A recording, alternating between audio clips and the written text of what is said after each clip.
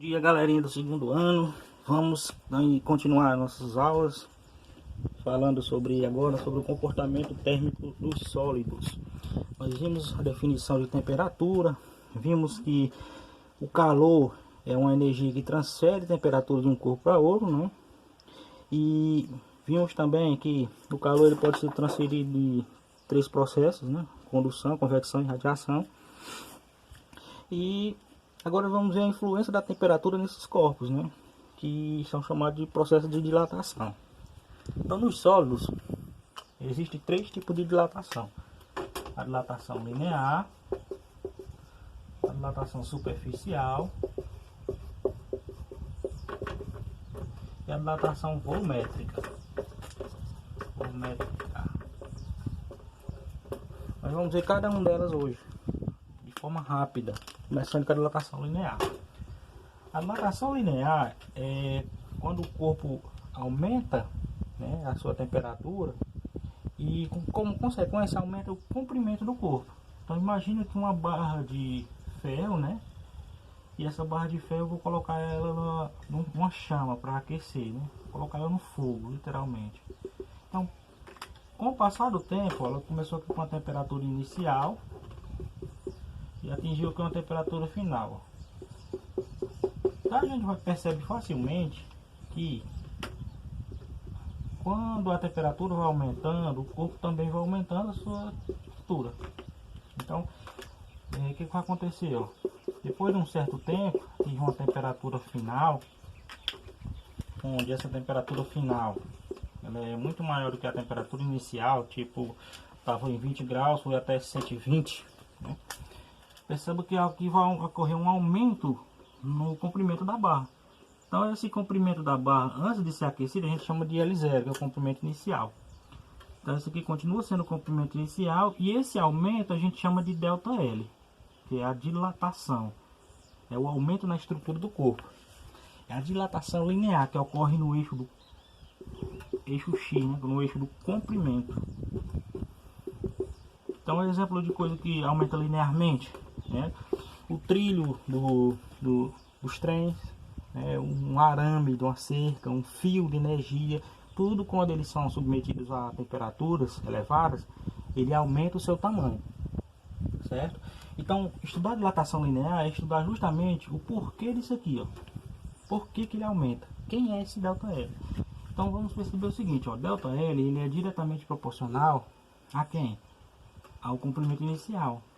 O que quer dizer isso? Quer dizer que quanto maior for o comprimento inicial, maior vai ser a dilatação. São grandezas diretamente proporcionais. Outra coisa, o ΔL também é diretamente proporcional à variação de temperatura. Quanto maior for essa diferença de temperatura, né, maior será a dilatação sofrida, o aumento sofrido na estrutura do corpo. Então temos uma razão de proporção, podemos juntar. Então o aumento, né, que é a dilatação, ela é diretamente proporcional ao produto de L0 vezes ΔT. Aí lembra, para me tirar essa razão de proporção e colocar uma igualdade, eu tenho que multiplicar esse lado aqui por uma constante. E essa constante, né, vai fazer isso, ó, tira a proporção e coloca uma igualdade. E essa constante a gente chama exatamente de alfa, né? Aí repete os outros, ó. L0 vezes ΔT. Ok? Quem é esse alfa? Esse alfa é chamado de coeficiente de dilatação linear. É uma característica que os corpos sólidos têm. Cada corpo tem o seu, cada tipo de material tem o seu coeficiente de dilatação. Então nós temos para o alumínio, para o cobre, para o ferro, né? Depende, todo tipo de corpo tem o seu coeficiente de dilatação linear. Então fica assim, isso daqui que a gente acabou de chegar é na lei da dilatação linear. Como é que a gente mede o aumento na estrutura do corpo? Então, o aumento na estrutura do corpo, ΔL, é igual coeficiente de dilatação linear, que é uma constante, L0, que é o comprimento inicial do objeto antes de ser aquecido, e ΔT é a variação de temperatura. Então é bem simples lembrar quem é cada um, né, para poder aplicar. Então essa é a dilatação linear. Então, por exemplo, imagine que você tem 10 metros de um arame.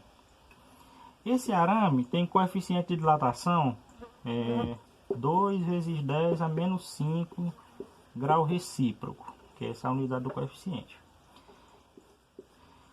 Então, o arame tem esses 10 metros de comprimento quando está uma temperatura inicial de 40 graus Celsius. Quando ele atingir uma temperatura de 100 graus Celsius, qual foi o aumento sofrido, né? A dilatação sofrida por esse arame. Então é só aplicar a lei da dilatação linear. ΔL é alfa vezes L0 vezes ΔT. Substituindo, ΔL vai ser igual. Quem é o alfa? É 2 vezes 10 a menos 6, né? Isso aqui é uma constante, vai vir dado nas questões. Vezes o L inicial é o 10 metros. A variação de temperatura, ó, de 40 graus até 100. Aumentou quem? Aumentou 60 graus. Então é só multiplicar. Então fica ΔL igual 2 vezes 10 dá 20. 20 vezes 60, né? Ou 10 vezes 60, 600. 600 vezes 2.200. Repete o 10 a menos 5. Ó. Então ΔL vai ser igual, volta a vírgula 1, 2, 3 casas. 1,2 vezes 10, se eu voltei 3, diminui 3, ó. Fica menos 2 metros.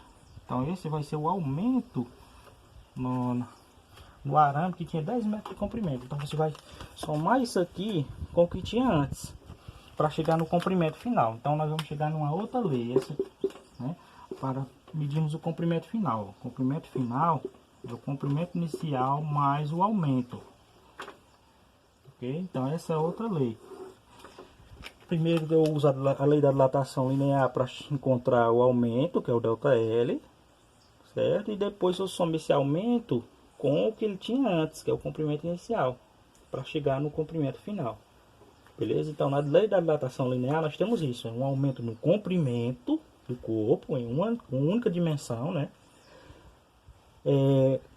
A lei da dilatação para medir esse comprimento, esse aumento, né? É ΔL igual a alfa vezes L0 vezes ΔT. E para mim saber o comprimento final, eu somo o comprimento inicial mais o que aumentou, que é o ΔL. Certo? Vamos agora dar início, continuar, né? Com a lei da dilatação superficial. Valeu!